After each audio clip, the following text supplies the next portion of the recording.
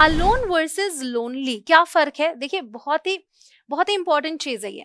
Alone का मतलब होता है अकेला और लोनली का मतलब भी अकेला होता है, लेकिन तन्हा वर्ड आपने सुना होगा ना, मतलब हम इमोशनली अकेले होने की बात कर रहे हैं, तो वो होता है lonely. If somebody feels lonely, तो उसका मतलब है कि वो तन्हा महसूस कर रहा है, उसके पास कोई नहीं है जिसके पास जाकर वो बात कर सके। सो ही लिव्स अलोन, वह अकेले रहता है। शी फेल्ट लोनली, उसने तन्हा महसूस किया खुद को। ऑलराइट, क्लियर हो गया? Now house versus home. House का मतलब होता है मकान, ठीक है? कहते हैं ना कि मकान चार दीवार से बनती है, ईंटों से बनती है, और घर किससे बनता है? लोगों से। तो वही फर्क है कि मकान है हाउस और होम क्या है? घर, जहां लोग रहते हैं, जहां आपकी भावनाएं जुड़ी हैं जिससे। सो इमोशन की बात करेंगे तो होम आ जाएगा। Alright, they built a house, उन्होंने एक मकान बनाया। I feel safe at home, मुझे घर पर सेफ फील होता है। ऑलराइट, तो वहां उस घर पर सेफ फील होता है जहां आपके अपने रहते हैं। गाइस, वीडियो पसंद आ रही है तो वीडियो को लाइक जरूर करें। Now we have hear and listen.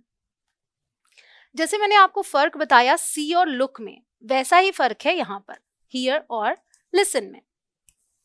Here का मतलब होता है सुनना, ठीक है, बट साथ में मैंने लिखा है सुनाई पड़ना।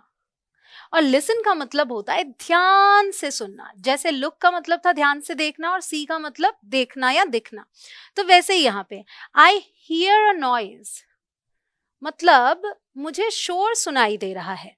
ऑलराइट, यहां है आई लिसन टू म्यूजिक, मैंने हेडफोन्स लगाए, मैं म्यूजिक सुनती हूँ, तो वो मैं ध्यान से सुनती हूँ, इंटेंशनली सुनती हूँ, तो मैं लिसन यूज करूंगी। बट जो आवाजें मेरे कानों तक अपने आप आती हैं उसके लिए मैं हियर यूज करूंगी, ठीक है? तो नॉइज आप सुनने नहीं जाते हो, ये अपने आप आती है।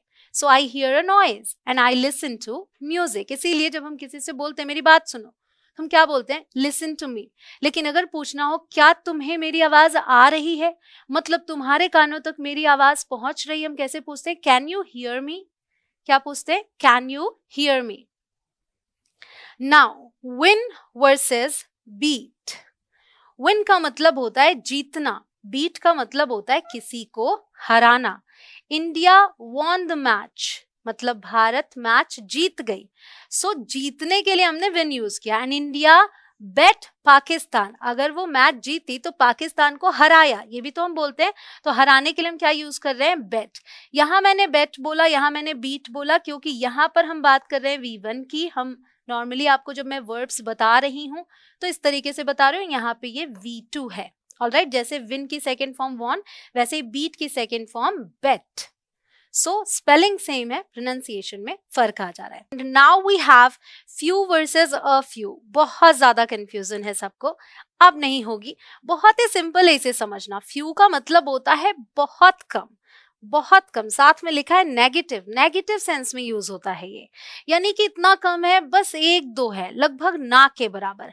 एंड अ फ्यू का मतलब होता है थोड़े से, विच मीन्स इट्स पॉजिटिव। जैसे मान लीजिए इतना जिसमें काम चल जाएगा, एंड अगर फ्यू है तो काम नहीं चलता। फ्यू पीपल केम, बहुत ही कम लोग आए, बहुत ही कम लोग आए, ठीक है? अ फ्यू फ्रेंड्स विजिटेड, मतलब कुछ फ्रेंड्स, कुछ दोस्त आए या कुछ दोस्तों ने विजिट किया। Alright, now we have hard versus hardly.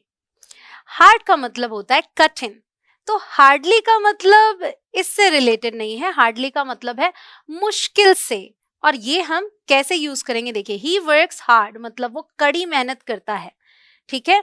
और यहाँ है आई हार्डली नो हर, मतलब मैं उसे मुश्किल से जानता हूं, नहीं जानता अच्छे से, ठीक है? I hardly know her.